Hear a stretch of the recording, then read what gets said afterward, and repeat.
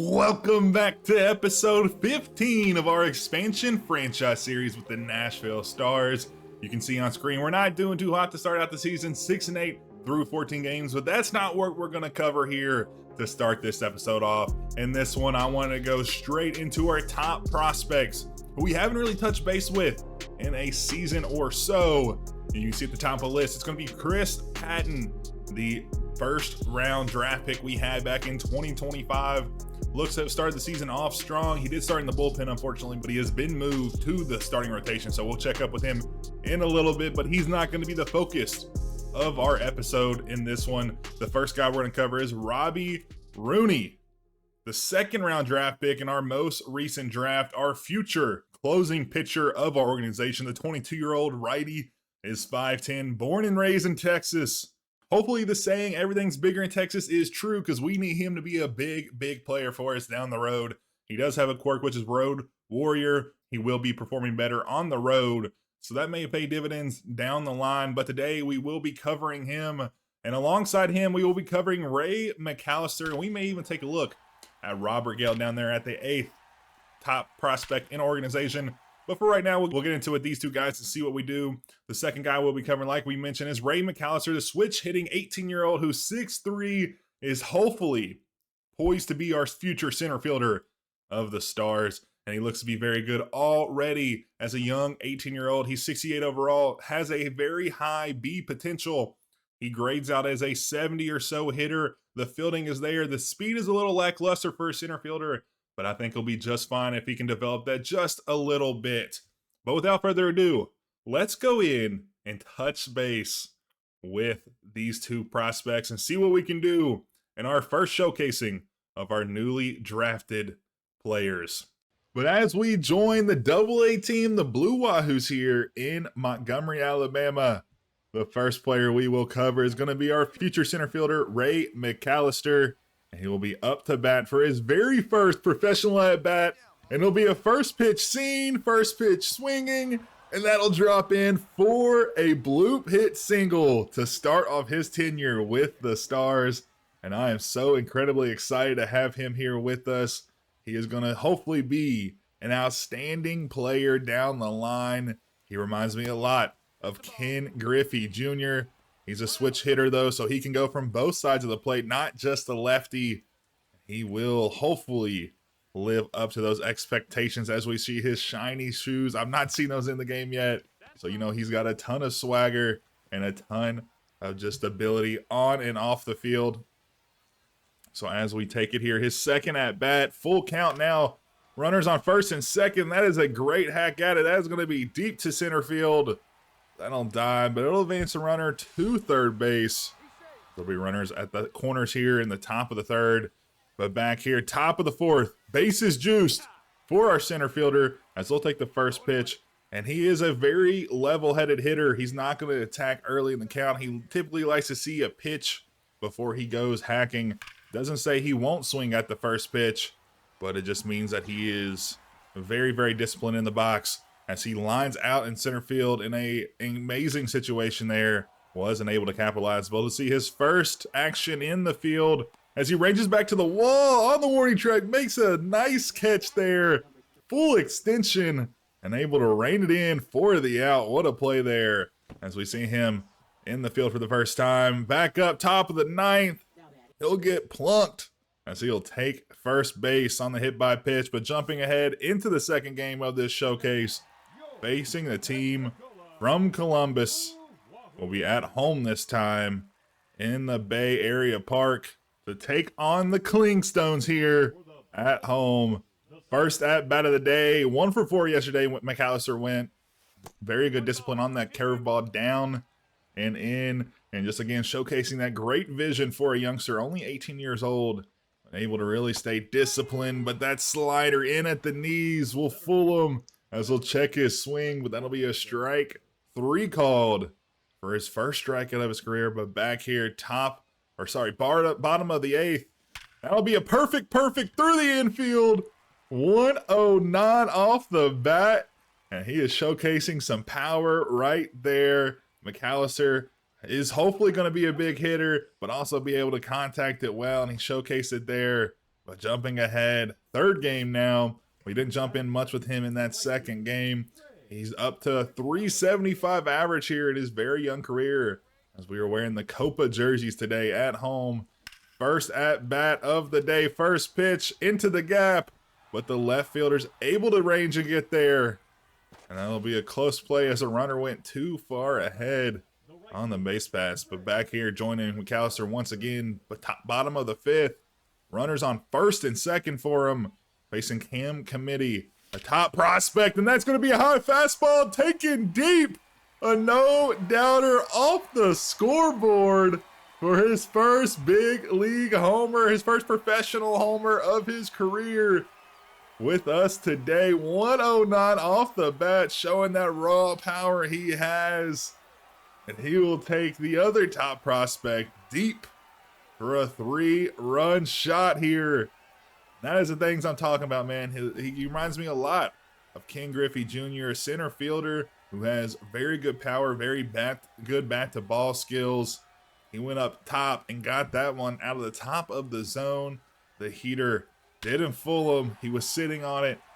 He'll make Committee pay as he puts 3 on the scoreboard as we get a couple looks here. 414 on the distance, 108.7 on the exit velo, and that will end Caminiti's day.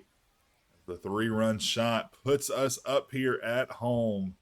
What an impressive, powerful swing by the young 18-year-old switch hitter, McAllister. But if McAllister can keep doing this later into his career, if we can develop him into the offseason, we really want to see him put on 10 to 15 pounds over the next year or so to really drive those power numbers up, as this third appearance today will be a single into center field and another RBI, his 4th of the day. Pretty much all of our offense here today, and just 6 innings played so far. But again, if he can gain, 10 to 15 pounds of muscle and drive those power numbers up, he will be a true power hitter. Right now, he's kind of on the tinkering on the fence, between contact versus power. Hopefully we can gear him into that direction as the boys take the win here. Player of the game won't go to McAllister. It goes to Christian Roa. A good performance either way. But looking at the pitch chart, you can see kind of the discipline that McAllister has, rarely chasing outside the zone by awful a lot. It's either in the zone or very close to it, where he's going to go out and around and try to get it. He'll take some pitches in the zone just to get a feel for the pitcher. But typically, he has a great vision for a very young player. And also the fastballs we'll take a look at there. He basically sits on those, and he is a very good fastball hitter. So pitchers may need to start working around him in different fashions. But back for game number 4, OPS above 1,000. 1 homer, 5 RBIs, all in one game. Up here for his first plate appearance, and that'll go back up the middle right next to the pitcher. Wasn't able to react in time. That'll be a first single, as he has had a great performance through 4 games for us. And if he can keep this going, he may fly through the ranks here of the minor leagues. But nothing too early now, as he gets another good one. Left-handed side this time, but that won't be deep enough. Just got too far under it. Just not enough of a line drive to poke it out of the field. But as we move on, we'll be covering Robby Rooney. And so we'll get the first out of the day on an interesting try to get a bunt single pop-up. And we had a pretty tough time trying to find a game with Robby Rooney. There weren't many games where we were within 3 runs to bring him out in that closing position.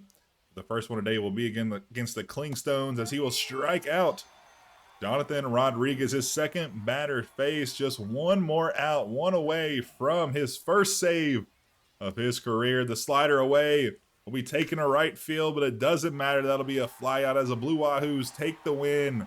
And Robby Rooney gets his first professional save here with the Nashville Stars organization. But as we're sticking around with the team, we got to see some highlights from different players this season. Johnny Veach was one of those guys, a former draft pick of ours as the Stars. We'll get a glimpse of him here in the moment. You can kind of see his stats here. His velocity is very good. His K per nines is amazing for an 18-year-old drafted in the 3rd round of 2026. This is one of his very first appearances here, and we were able to catch a glimpse of it. He is an interesting pitcher, having 4 different types of fastballs, a 4-seamer, cutter and then a sinker. The sinker actually acts more of like a circle change. It's a little slower than these other two fastballs, his cutter and four-seamer that sit around 96. His sinker will come in around that 88 to low 90s threshold. So a very peculiar pitcher that we have in our arsenal.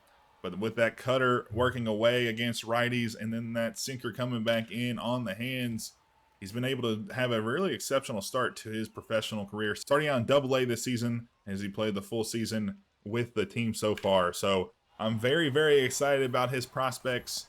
But we'll have to see how he pans out. Hopefully he'll be a big reliever arm down the line. But the first hitter he will face will get a single right back up the middle. And that will hit off the top of the 8th in electric fashion. 8-4 though. Swing and a miss on that cutter. Working away against the righty will be his first strikeout of the day. And that'll be a nice pitch at 96 miles an hour. Exactly where he wants to hit. Followed up by a sinker in at the knees. 89 on the gun. That'll strike him out looking. Third batter here fouls off the cutter at 97 miles an hour. Trying to stay away from barrels. Keep that contact rate very low. Just like that, that'll be a simple fly out to McAllister in center field. That'll be the third out of the inning. Very good start today for Veach. And since the boys are up 4 runs, Veach will stay on, and he starts off the 9th like he ended the 8th with a strikeout. His third of the day. Fastball up and in on the edge of the zone will be a called strike. He's going to work back with this cutter, work it back in, another strike. Back-to-back up and in heaters. Sinker right here. Swing and a miss, working all 3 of his pitches to perfection.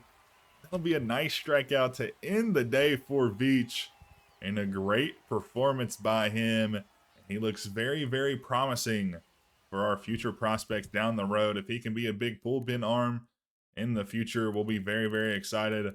But another pitcher we were able to cover with is Bryan Logan, drafted in the 3rd round of 2025, has shown some glimpses of dominance in his short tenure here in Double-A. But if he can be a very valuable asset, he might be somebody we trade down the road. Or if he can, progress a lot faster than what the analytics say he will, he may just be a very good rotation arm for us down the line. But looking at him here, he has a very, very big semblance to CC Sabathia, the former Yankee and Guardian, as the Vulcan change will get the strikeout there. The first batter he will face today. But again, he does give me a big semblance to CC Sabathia, a big lefty that has decent velocity, not great velocity, sits around that low to mid 90s range, which is good enough with his off-speed pitches being very, very dominant. As you can see, he has already gotten 2 strikeouts in the first inning, and the third will end it there with a ground out. So I'm very excited about his future prospects with the team, but jumping ahead with them in the top of the 5th, back again with that Vulcan change. Very interesting pitch, somewhat similar to a regular changeup, just doesn't have as much depth. But as we're talking about him, he's going to give up a big shot. McAllister, a race to the wall, jumping, and he barely misses it. Almost brought it back to save the 3-run shot. And looking at it here, just a foot off of his glove. Great athleticism out there by our top prospect, just wasn't able to reel it back in. But Logan, unfazed, works back against the next batter to get out of the 5th. But as we get out of the showcase for our top prospects, we touch back base with the MLB team, and we're currently 7-15. Not a good run at it. We were on a 7-game skid the whole week before, but we were able to get one back against the Nationals, who are sitting in 2nd place right now. You can see on screen that we did do a very good job. 6 games back now off the lead, but we were able to get back on them. We had a good coming out party by Daron Blanco, kind of turning it around hopefully. And we're kind of wondering at this point, is this going to be the turning point for the rest of the season? We've been going very, very poorly into the month of April. We've only won 4 games in the whole month. We have to figure out what we're going to do, because this is going to be a season that we hoped to make the playoffs, but it doesn't look like that's going to be the case right now. but it is early in April. The saying is you don't win a division in April, but you can definitely lose it. And we need to do something to turn around. So hopefully that Nationals win, the big win there, where we have some few pieces contribute, can be the big turning point for us. But let's go ahead and jump a few weeks later in the season and pick up from there and see what we've done and see if we've come back in a better way after that big win. And along the way, we got a chance to jump in with one of our newest additions in Pete Fairbanks as he closed out a few games here, one at home against the Mets and one on the road against the Twins. And kind of what we found out is that if we can get to the end of the game where it's a close game and we can hand the baton off to Fairbanks in the 9th inning, he will reward us with a win. He's been a very, very dominant pitcher the last few seasons. We just aren't getting the games to a situation where we are up late. We always typically don't get the run support or we throw away with our pitching. So over the last few weeks, we've kind of mulled over a couple decisions of how we want to make changes to the lineup or the pitching rotation, and I think we found a solution here. So let's go ahead and jump back into it and hit the trade block to see if we can make one or maybe 2 additions to really pull this team together to push into the second half of the season on the right footing to push for a playoff spot here at the end of the year. And as we head to the trade block, there's a few big names on the list that we could go for. Luis Robert Jr. looks to be very good. I mean, he's an 83 overall, the best player on the trade block at the moment, but he's batting .207. Not exactly what we want to see. There's one specific thing I want to go after, and that is a DH. Right now, our DH is batting 8th in our lineup on the right-hand side, and the main to fix that, in my opinion, is going to be Luke Raley. You see he's a first baseman, but in this scenario, he's not going to be playing first base. He'll be our day-to-day DH. As he's looking very good. His average is low, $190, but his slugging is .380, holding his OPS at .662, which isn't too terrible. He can also play every position in the outfield. He's 32 years old, has decent potential, and he's regressing a little bit on that right-hand side, but that power is what we're looking for. His fielding and speed isn't bad either, and he looks to be the man we're going to bring in to hopefully revitalize this offense and give us a little bit of a bump going into the second half of the year. And to get this done, we have to give up some pretty enticing things. George Lambar Jr. could be a fill-in down the road for us at shortstop. His potential is C, but it's a high C. I think it sits at like 78 or 79. So he's definitely a good player. Has fallen off a little bit going into this season, but he had a very, very good last year. He was a first-round draft pick in 2023. I think he will fit well. And then slotting in with him in the deal will be Graham Polley. Graham Polley had a great start to the year, but has fallen off a little bit. He's not going to be a day-to-day player for us, but I mean, if he can pick things up and get back to his levels from last year with the 773 OPS, he'll be very, very good. I think this is a decent deal. Typically, you wouldn't see this be made, I don't feel like, but since they signed Vladimir Guerrero Jr., I feel like the Mariners will definitely want some prospects back and try to offload a little bit of that salary since they're really not using Luke Raley in any position outside of maybe DH today to day. So I think this is a deal that would go on the board. We could offer something else, but with the trade influence already above par, I feel like we're going to be fine in this aspect. So this is who we're going to offer. Let me know in the comments what you all think, but I think this is a viable, serviceable trade for both teams. You get one really good prospect in George Lambar Jr., a top 100 prospect, and then Graham Polley, who's been very serviceable the last few years. And on the flip side, we'll get Luke Raley, who will be our day-to-day DH and fill in that role for us. So let's go ahead and revitalize our lineup and do some changes around the rotation to see if we can push really hard for a playoff spot here the next couple weeks. So the first half of this is getting our lineup revitalized, and that's going to be Luke Raley at the 5-hole. That's going to buck down Victor Caratini to the 6th spot, and then Michael Conforto will slot in the 8th spot. Hopefully he can pick back up to last year's number. He's regressing a lot, so I'm not really sure. The 2-year experiment really didn't work out with him. That's kind of to be expected. He's a 10-year service vet, so I figured he'd fall off at some point. So we're going to offload him in the offseason, but for now, he'll slot in there. We didn't move Raley in for the day-to-day on the DH. Since we have Smith here, who's a decent batter against lefties. He's a reverse split guy with very, very good clutch, but we do have Eggy Rosario, who's batting .317 in 63 plate appearances. So we didn't want to move him off this spot. He's batting really, really well. We want to keep him here in a hot spot. But as we move into the rotation, Brock Stewart, he's a 7.04 ERA. He's dropped below 70 overall. So we're going to release him And we're going to pick up another addition to the bullpen who should pay big dividends for us. It's unfortunate to see Brock Stewart go. He's been with the team for the last 3 seasons and honestly hasn't had that bad of a tenure with the team, but this year, 15 innings of work, he just can't seem to find his rhythm, and it's going to be sad, but we have to let him go. And that'll bring us back to Josh Stalmont, who was actually with the team the last 2 seasons. We tried to offer him before he went to free agency, but he didn't pick up the deal with us and then tested free agency. Nobody wanted him. So we will pick him up here for hopefully just under $4 million per year. And he was really, really good 2 seasons ago. I mean, sub 3 ERA, almost 100 innings of work, 96 strikeouts, so more than 1 per inning. He was very, very good. Didn't have a greatest year in the last season in 2026, but I think if he can come back and show us a bright spot, it would be a really great addition to our bullpen. And as we jump back in here with the team, we're sitting at 13-26 to end this episode. Not a very bright spot by any means. So we're going to go ahead and take a look at kind of where we sit around the league in terms of stats. You can see first on the docket, batting average is below a 225, around that Nicky Mendoza line, which is kind of the nomenclature they throw around for just a really bad player. Our whole team is sitting there. The only bright spot so far is Victor Robles, around that 290 average, who we just signed this offseason, so a great signing by us. But everybody else below a 240 average just isn't going to cut it out.